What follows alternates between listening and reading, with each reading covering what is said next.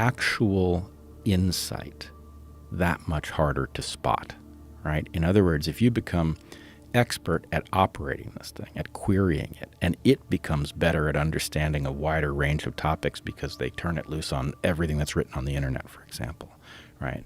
Then the point is the ability to fake expertise is going to go through the roof.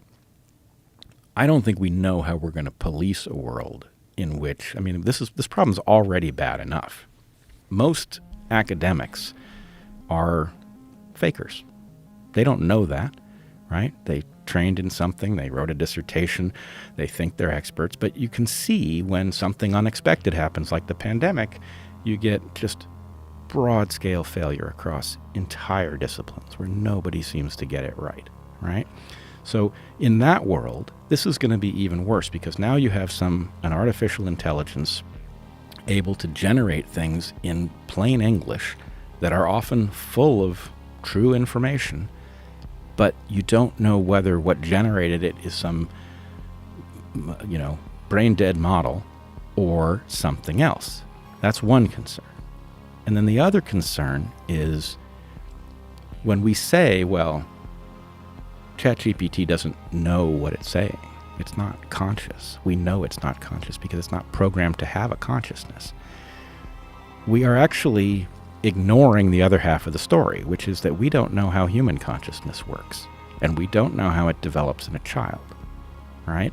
A child is exposed to a world of adults talking around them, and the child experiments first with phonemes and then words and then clusters of words and then sentences. And by doing something that isn't all that far from what ChatGPT is doing, it ends up becoming a conscious individual.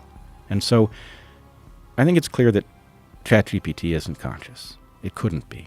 But it isn't clear, to me at least, that we are not suddenly stepping onto a process that produces that very quickly without us even necessarily knowing it. Oof.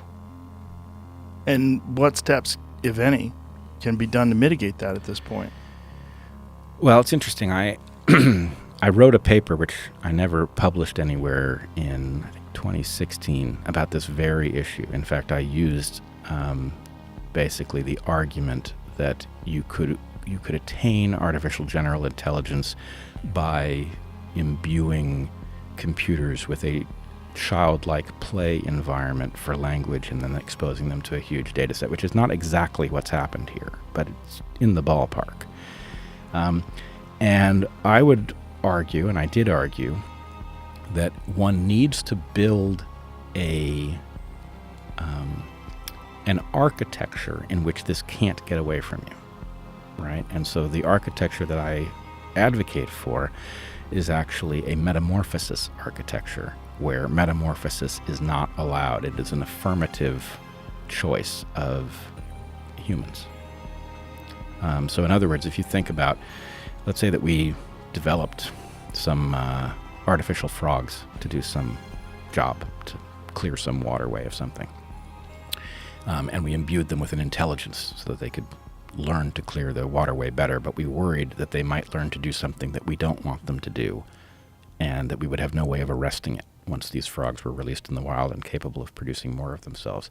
But if what you say is, well, at the point at which you go from a tadpole to a frog, you have to ask us if you can go, right? There's no automatic transition from a tadpole to a frog. There are still dangers, right? In the case of GPT chat, I think some of the artificial intelligence existential risk folks would tell you that one of the dangers is that the chat AI could convince you to do its bidding, right? As you said, when you were looking at this, it felt like a person, right? And the point is, something that feels like a person can play on your emotions, right? Can that be used to cause a fail-safe to be removed? Maybe. But in any case, this only deals with one of the two issues I'm raising, the question of actual artificial general intelligence arriving, us not knowing necessarily that it has, right? That's a frightening prospect. And in fact, I have a little thought experiment that might reveal why. But The other issue is the issue of competence. In a world where, you basically have, you have a Cyrano de Bergerac dystopia where everybody is using this thing behind the scenes in order to say things that are beyond their own capacity to articulate, right? Then the world becomes some new kind of hall of mirrors.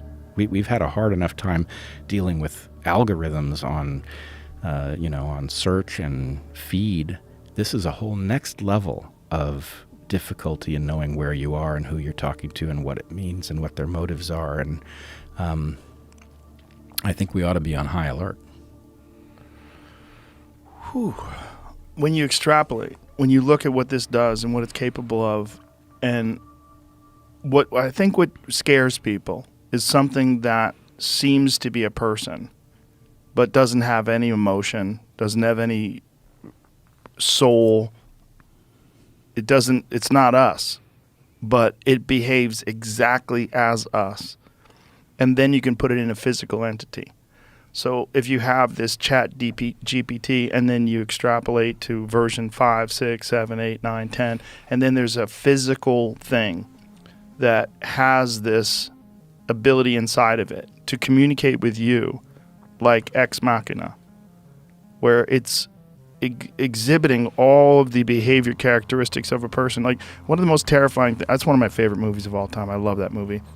One of my favorite movies of all time was when that guy who was brought in to sort of run some tests on these artificial intelligence creations and determine whether or not they pass as human. What is that test called again? The Turing test? Turing test. Yeah.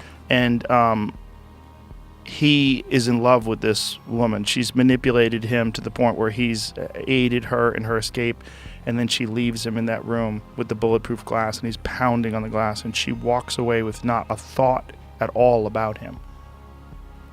It is the ultimate example of the worst case scenario of where this can go, where you have something that behaves exactly like a human being and knows how to play upon your sexual urges, your emotional desires, all of those different things that she plays upon. And then she just walks away from him and leaves him to starve to death in this fucking bulletproof room. Yeah. And, I'm now recalling the film, and it's done very well because it manipulates you passively in your seat. Yes. Right, as it manipulates this character on the screen. And so you are betrayed too. Yes. In this. You want to believe that it's emotional, and it has none of that. You feel bad for this woman, what you think is a woman, who is contained. And, when she's saying to him when the power goes out, don't trust him. And then, the power comes back on, she behaves normally again. You're like, oh my God. Like, she's trapped. Right. Like, this poor creature, they've made a person, essentially. And she has these thoughts and hopes and dreams, just like a regular person, but now she's trapped, and he falls in love with her. And even though he's seen her in her robot form, when she puts skin on and when she puts clothes on, when she's in front of him, he's in love with her. Right. And it, again, it plays very well because there's a manipulable circuit in straight men. Yeah. Right. That's going to react to this. I'm sure straight women as well. I'm sure gay women, gay women, men, no doubt. Everybody. Well, yes, but in this particular narrative, right, you'd have to be a gay woman or a straight man for it to trigger you. But part of this is actually inevitable in the ChatGPT story, because especially to the extent that this is a mindless entity that doesn't know what it's doing. It's just striving to do it better. Yes. The tactics that work will register as, oh, you did it right. So to the extent that you have those vulnerabilities in you and it finds them and that works, then the point is reinforcement. Right? It scares us because it's not us, but it is us. Well, because it's behaving exactly like us, but it doesn't have all the things that make a person a person. It doesn't have the biological vulnerabilities. It doesn't have the ability to actually sexually reproduce. It doesn't have emotions. It doesn't have all these different things that we like to think of. The soul, whatever that means, whatever that term actually means. Yeah, but I'm worried about what could be generated. And I know it will sound to a lot of people, especially technological people, like a biologist out of his depth. Mm-hmm. But I don't think so. This is a biologist trying to say something about the biology and what it applies about this analogous system.